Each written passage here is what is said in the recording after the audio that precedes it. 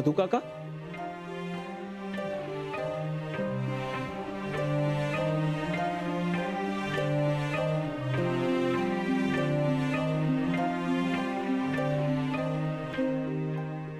मधु काका, कुठे निघालात तुम्ही? विक्रांत, मी गावी जातो परत. माईला सांगतो मला या सगळ्यातनं रिटायर्ड कर म्हणून.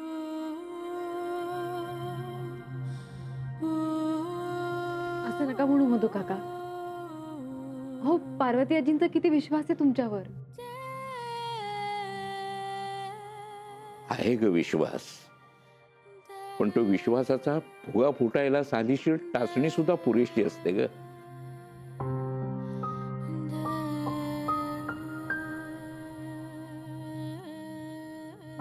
मधु काका, तुम्ही काहीही म्हणा, आम्ही तुम्हाला जाऊ देणार नाही. मी जातो विक्रांत.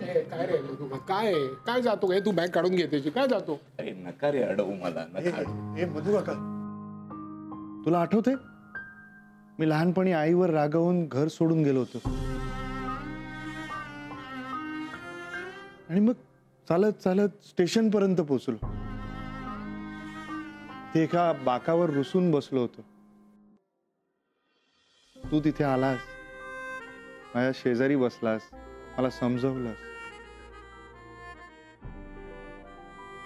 आणि मग पाठीवर साखरेचं पोतं असं करत घरी घेऊन आलास. आठवते?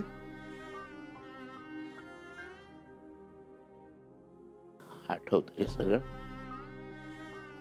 पण मोहन, अरे तू उगाचच रुसला होतास. लहान होतास ना तू, आणि तुझ्यावर कोणी अविश्वास नव्हता रे दाखवला.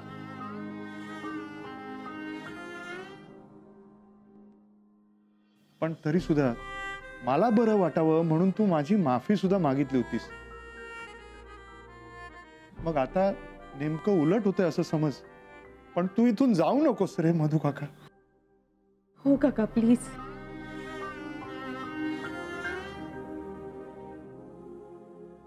तुम्ही कशाला माफी मागताय रे?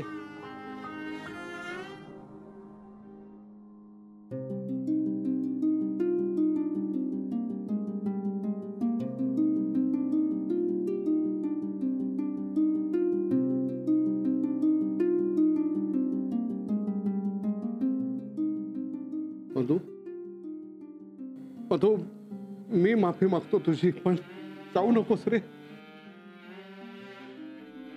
मधु, मी एकटा नाही राहू शकत या घरात. नको अडवूस, मी जातो. मधु काका, अहो नानू मामांचा खरं तर ताईवर विश्वास नाहीये. तिला जे हवंय ते आपण होऊ द्यायचं नाही.